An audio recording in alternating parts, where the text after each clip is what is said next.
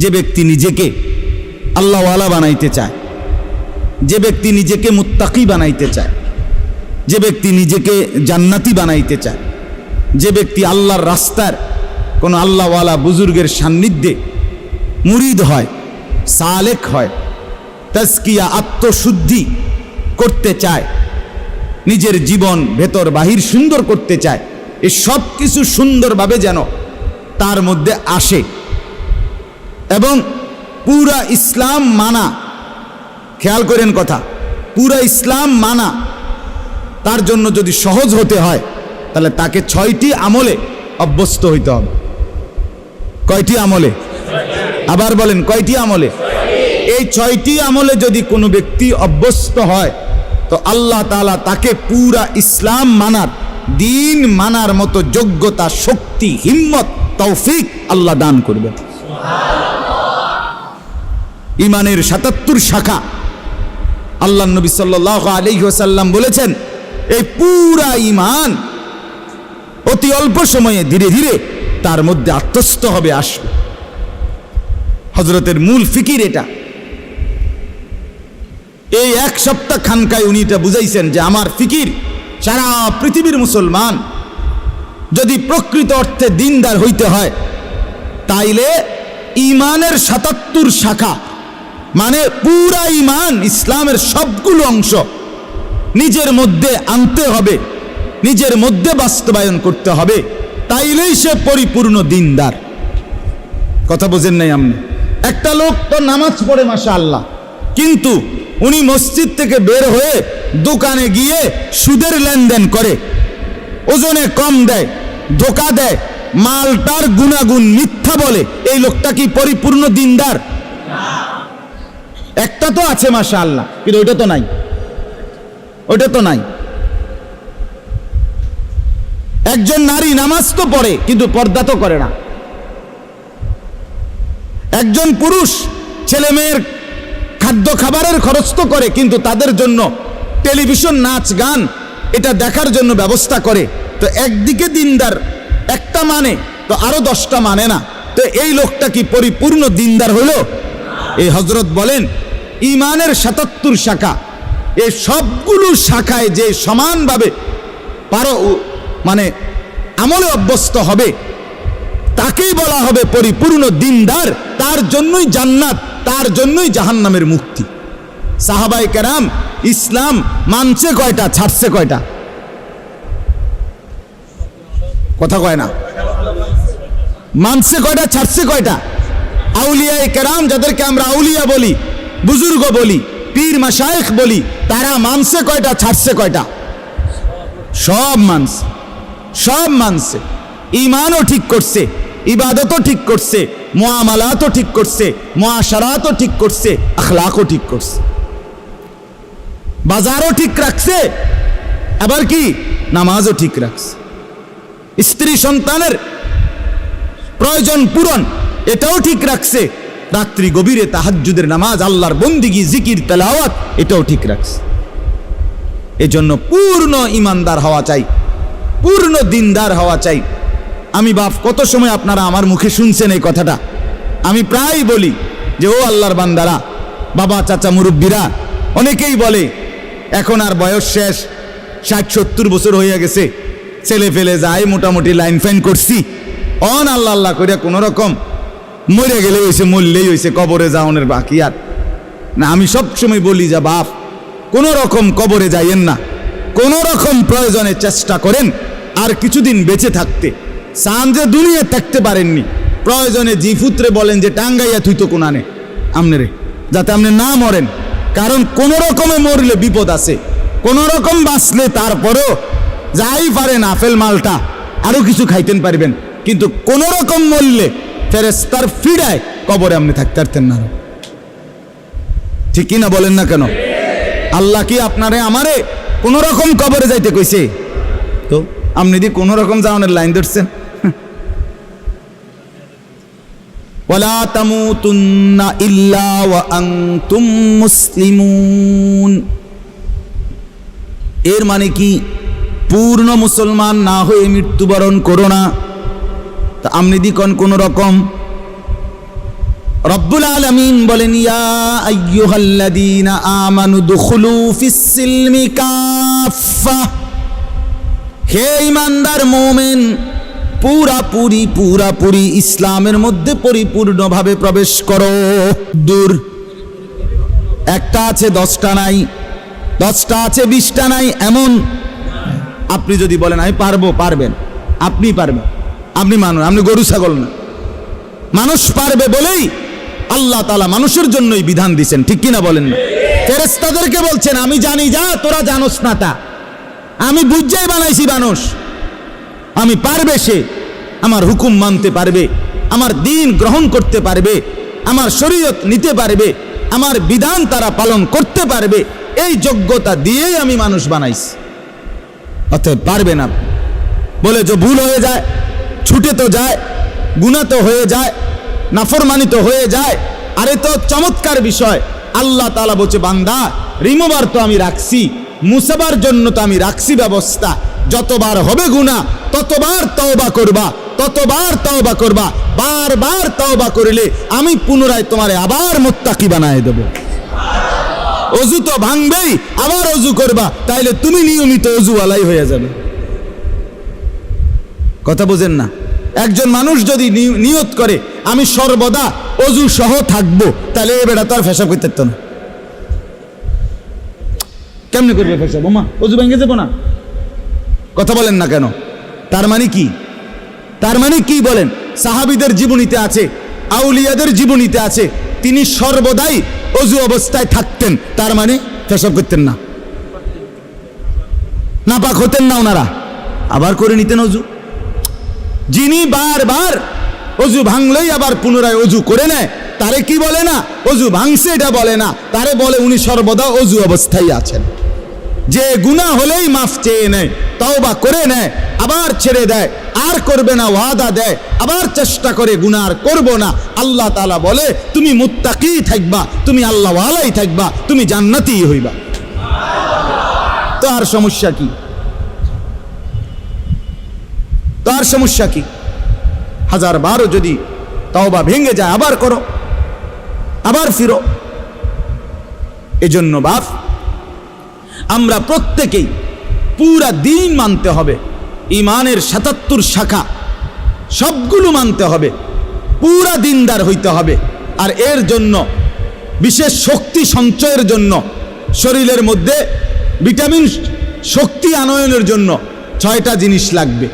1 number, এই 10 আয়াতের আলোকে বলতেছি, 1 নাম্বার হলো কিয়ামুল লাইল, তাহাজ্জুদ নামাজ, রাত্রিকালীন নামাজে অভ্যস্ত হইতে হবে। যে ব্যক্তি তাহাজ্জুদ নামাজে অভ্যস্ত হবে, রাতের প্রথম অংশে হোক, রাতের মাঝখানের অংশে হোক, রাতের শেষাংশে হোক, তাহাজ্জুদের নামাজে যে অভ্যস্ত, আল্লাহ তাআলা তার কলজার ভিতরে অসাধারণ শক্তি এবং পাওয়ার দান করে, ফলে সে নেক আমলে অভ্যস্ত হয়, গুনাহ ছাড়তে তার জন্য সহজ হয়। আলাইকুম বিকিয়ামিল লাইল ফাইন্নাহু দা'বুস সালিহিন ক্বাবলাকুম ওয়া হুয়া কুরবাতুন লাকুম ইলা রাব্বিকুম ওয়া মুকাফফিরাতুন লিস-সাইয়্যাত ওয়া মানহাতুন আনিল ইসম। আল্লাহর নবী বলেন সব সময় আমার উম্মত তাহাজ্জুদ নামাজ পড়িও। আল্লাহর নবী বলেন কেন? যেহেতু এটা আমার আগে আদম থেকে নিয়ে যত নেককার মানুষ ছিলেন প্রত্যেকের আমল ছিল। কেন পড়ো? যেহেতু তাহাজ্জুদ নামাজে বান্দা আল্লাহর সবচেয়ে ঘনিষ্ঠ হয়। আর কেন? যেহেতু তাহাজ্জুদ নামাজ বান্দার রাশি রাশি গুনাহ মাফ করে দেয়। আর কেন? যেহেতু তাহাজ্জুদ নামাজ বান্দাকে গুনাহ থেকে বিরত রাখে। এই 1 নাম্বার আমল কি বলেন? এখন যদি বলেন যে হুজুর নামাজে তো পড়ি না, তো নামাজ পড়েন, 5 ওয়াক্ত নামাজে অভ্যস্ত হন, তার সাথে সাথে তাহাজ্জুদ নামাজ পড়েন। 4 রাকাতই হোক, 8 রাকাতই হোক, 2 রাকাতই হোক, অল্প অল্প করে যারা আলহামদুলিল্লাহ নামাজি আছেন নিয়মিত, আপনারা প্রত্যেকেই তাহাজ্জুদ নামাজে অভ্যস্ত হন। তাহাজ্জুদ নামাজের সর্বোত্তম সময় হলো কিছুক্ষণ ঘুমাইয়া এরপরে উঠে পড়া, এটা হলো সর্বোত্তম। বাকি সমস্ত ওলামায়ে কেরামের মতামত এটা যে যদি কেউ কষ্ট হয় নাই পারে কোনোভাবে, তাহলে কমপক্ষে যদি এশার নামাজ আদায় করার পরে সে যদি ঘুমানোর আগেও তাহাজ্জুদ নামাজের নিয়তে 4 রাকাত 6 রাকাত 8 রাকাত নামাজ পড়ে নেয়, তো আশা করা যায় আল্লাহ তাআলা তাকেও তাহাজ্জুদের নিয়ামত দান করবেন। ঠিক আছে না? ইনশাআল্লাহ চেষ্টা করবেন, চেষ্টা করবেন। 2 নাম্বার, কোরআনুল কারীমের বেশি বেশি তেলাওয়াত, সহজভাবে, সুন্দরভাবে, বিশুদ্ধভাবে, সঠিকভাবে, একবারে মনের মধ্যে আল্লাহ তাআলার মহব্বত আর ভালোবাসা নিয়ে, অর্থাৎ বিশুদ্ধ কোরআন তেলাওয়াত, তারতিলুল কোরআন। 2 নাম্বার কি বলেন না? না শুধু কোরআন তেলাওয়াত করলে হইতো না, বিশুদ্ধ কোরআন তেলাওয়াত। বলেন 2 নাম্বার কি? যার বিশুদ্ধ নাই, বিশুদ্ধ করতে হবে। আমি ওনার এই বয়স কি আসেনি, কোন বয়স নাই? কি কথা কোন বয়স নাই আপনার? এসব বললে হইতো না। তাইলে কি 2 নাম্বার আমল কি বলেন? এই কোরআন তেলাওয়াতের বরকতে আল্লাহ তাআলা ওই ব্যক্তির মধ্যে ইসলাম মানা সহজ করে দিবেন, গুনাহ ছাড়া সহজ করে দিবেন। গুনাহ ছাড়তেই মন চাই, আমল করতেই মন চাই। সুবহানাল্লাহ। বলেন 1 নাম্বার কি? সবাই বলেন। 2 নাম্বার কি? 3 নাম্বার আল্লাহ তাআলার জিকির। ওয়াদকুর ইসমা রাব্বিক। 3 নাম্বার আল্লাহ তাআলার জিকির। সকাল বিকাল দুপুর সন্ধ্যা দাঁড়িয়ে বসে শুয়ে হর হালাতে আল্লাহকে ডাকা, জবানে সবসময় আল্লাহকে ডাকা। সুবহানাল্লাহ, আলহামদুলিল্লাহ, আল্লাহু আকবার, লা ইলাহা ইল্লাল্লাহ, সুবহানাল্লাহ, আলহামদুলিল্লাহ, আল্লাহু আকবার, লা ইলাহা ইল্লাল্লাহ, সুবহানাল্লাহ, আলহামদুলিল্লাহ, আল্লাহু আকবার, লা ইলাহা ইল্লাল্লাহ, আস্তাগফিরুল্লাহ, আস্তাগফিরুল্লাহ, আস্তাগফিরুল্লাহ, আস্তাগফিরুল্লাহ, আস্তাগফিরুল্লাহ, আস্তাগফিরুল্লাহ, সাল্লাল্লাহু আলাইহি ওয়াসাল্লাম, সাল্লাল্লাহু আলাইহি ওয়াসাল্লাম, সাল্লাল্লাহু আলাইহি ওয়াসাল্লাম, সাল্লাল্লাহু আলাইহি ওয়াসাল্লাম। আমার বাপ মনোযোগ দিয়া মহব্বতের সাথে হাঙ্গামা না কইরা, বিরাট বড় মজমার দরকার নাই, আমনে একলাই চুপচাপ কোনো ওই হুল্লুর মানে একারে হেসকানি না কইরা নীরবে সুন্দর করে কিছুক্ষণ এরকম জিকির করতে থাকেন, খোদার কসম জিহ্বাটাই মধু হয়ে যাবে, জবান শিরি হয়ে যাবে, মধু হয়ে যাবে, মধু, কলিজা আলোকিত হয়ে যাবে। কিছুক্ষণ পরে অনুভব হবে দিল আমার নূরানি হয়ে গেছে, আলোকিত হয়ে গেছে, দিল শান্ত হয়ে যাবে, পেরেশানি দূর হয়ে যাবে। তাহলে 1 নাম্বার কি বলেন? 2 নাম্বার কি? বিশুদ্ধ কোরআন তেলাওয়াত। 3 নাম্বার কি? জিকির। আল্লাহ তাআলার জিকির করবেন তো ইনশাআল্লাহ? চেষ্টা করবেন। ছেলেরা বাপ তোমরাও চেষ্টা করো, গাফলতি করো না ভাই, কোরআন পড়তে শেখো, পড়তে শেখো। তুমি মুসলমানের সন্তান, তুমি কোরআন পড়ো ভাইয়া। এই বাংলা, অঙ্ক, ইংরেজি, পদার্থ, জীববিজ্ঞান এগুলো হাসরের ময়দানে জিজ্ঞেস করবেন, তো কোরআন জিজ্ঞেস করবে, কোরআন সুপারিশ করবে। নবীজি বলছে ওইগুলোকে বাদ দেওয়ার কথা বলি না, ওগুলো দুনিয়া চলবে, কিন্তু কোরআন দুনিয়াও চলবে, আখিরাতও চলবে। আল্লাহ নবী সাল্লাল্লাহু আলাইহি সাল্লাম বলেন আসসিয়াম ওয়াল কোরআন ইয়াশফাআন লিল আবদ। রমজানের রোজা আর আল্লাহ তাআলার কোরআন তিলাওয়াত সরাসরি আল্লাহর বান্দার জন্য আল্লাহর কাছে সুপারিশ করবে। রোজা বলবে আল্লাহ দিনটা তারে আমি অভুক্ত রাখছি, আর কোরআন বলবে আল্লাহ রাতটা তারে আমি তেলাওয়াতে ব্যস্ত রাখছি, তারে এখন কেমনে শাস্তি দিবেন? আল্লাহ বলে বাবুরে তোমরা যেহেতু দুইজন দুইখানে চাপ দিছ, যাও দিলাম, মাফ করে দিলাম। তাহলে 1 নাম্বার হলো কিয়ামুল লাইল, এই আমলটার মূলত নাম হলো কিয়ামুল লাইল, তাহাজ্জুদ। 2 নাম্বার কি? বিশুদ্ধ কোরআন তেলাওয়াত। 3 নাম্বার কি? এই 3টা হলো অঙ্গ প্রত্যঙ্গ দিয়ে করা, মানে বাহ্যিক। জিকির করবেন কি দিয়া? জবান দিয়া, ঠিক না বলেন? কোরআন তেলাওয়াত করবেন কি দিয়া? জবান দিয়া। আর তাহাজ্জুদ নামাজ পড়বেন কি দিয়া? পুরা বডি দিয়া, পুরা অঙ্গ দিয়া, নাকি? এটা। আর তিনটা, পরের তিনটা হলো ভিতরে, কলজার ভিতরে থাকতে হবে, ভিতরে থাকবে। 1 নাম্বার মানে 4 নাম্বার, হ্যাঁ, তাবাত্তুল, এটারে বলে তাবাত্তুল। কন্ত তাবাত্তুল, তাবাত্তুল অর্থ হইল সব কিছুর থেকে সম্পর্ক বিচ্ছিন্ন করে হৃদয় মন শুধু আল্লাহর সাথে সম্পর্ক যুক্ত করা। দিল আমার শুধু আল্লাহকে ডাকে, মন আমার শুধু আল্লাহকে ডাকে, ভাবনা আমার শুধু আল্লাহকে নিয়ে, আমার চাওয়া পাওয়া সব আমার আল্লাহর কাছে, আমার আবেগ অনুভূতি সব আমার আল্লাহর কাছে। দুনিয়ার কাছে আমি কিছুই চাই না, যা চাই, যা পাবো মনে করি সব আমার আল্লাহর কাছে।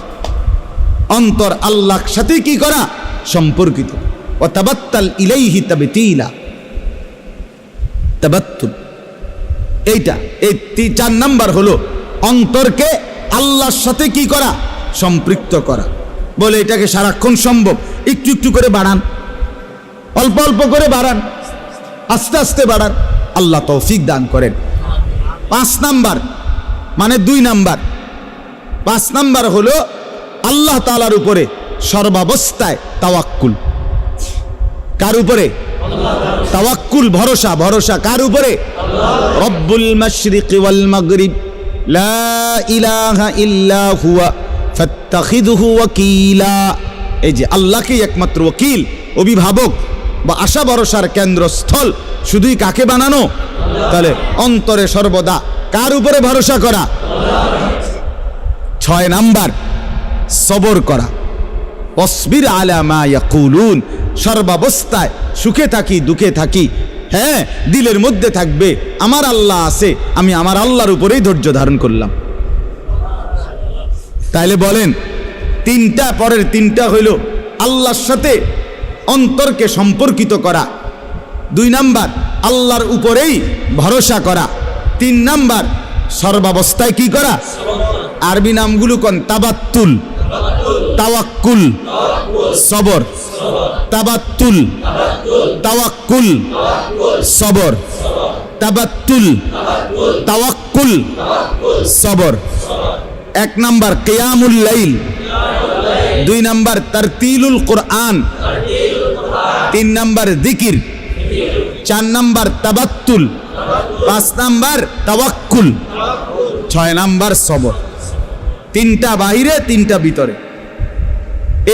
এই 6টা পুরো ইসলাম না, মানে এই 6টায় অভ্যস্ত হইলে বাকিগুলো আস্তে কান টানলে মাথা আসে, সহজ হয়ে যাবে, সহজ হয়ে যাবে।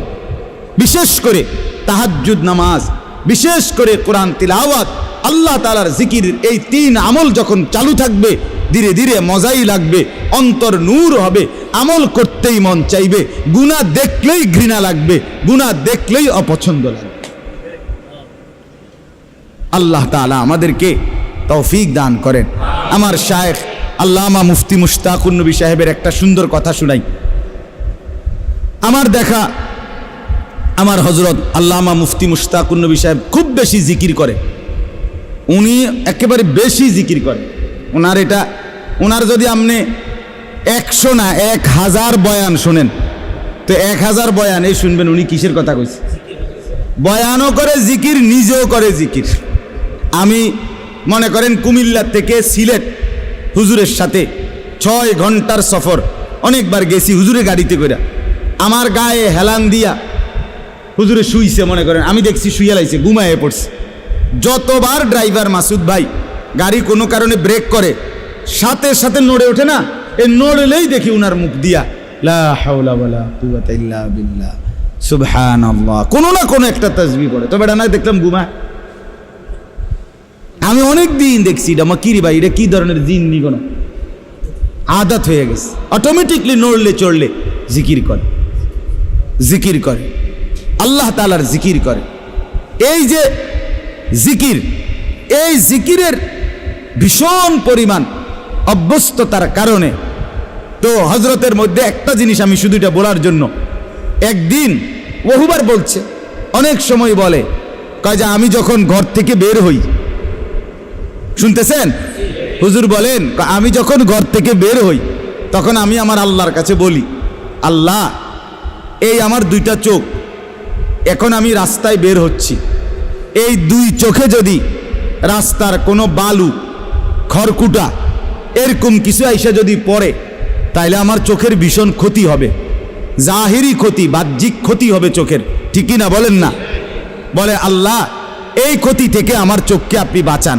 সাথে সাথে হযরত বলে, আমি আল্লাহর কাছে বলি, আল্লাহ ঠিক তেমনি ভাবে এই চোখ যদি কোনো ভিন নারীর প্রতি পড়ে তাইলেও আমার এই চোখের ক্ষতি হবে, আখিরাতে ক্ষতি হবে, আমার এই চোখে সীসা গলাইয়া ঢেলে দেওয়া হবে। অতএব আপনি আমার এই চোখকে বাহ্যিক ক্ষতি থেকেও বাঁচান, আপনি আমার এই চোখকে আখিরাতের ক্ষতি থেকেও বাঁচান। হুজুর বলেন, কয় এই দোয়ার বরকতে, আল্লাহ তাআলার জিকিরের বরকতে, কয় হাজারো ঘন্টা রাস্তায় চলার পরেও আমার কাছে রাস্তায় নজর কোনো দিকে তাকাইলেও গাছ আর মানুষ একই রকম মনে হয়। অনেক দিন বলছে, কয় যে গাছ যেরকম মনে হয় মানুষও এমনই মনে হয়, আলাদা কোনো এটা নিয়ে কি হয় না, কু নজর বদ নজর হয় না। এই জন্য বললাম একটা আমল এখানের মধ্যে জিকির, এটা আরো 100 আমলটাকে কি করে দেয়, সহজ করে। আল্লাহ তাআলা আমাদের প্রত্যেককে তৌফিক দান করেন, কবুল করেন।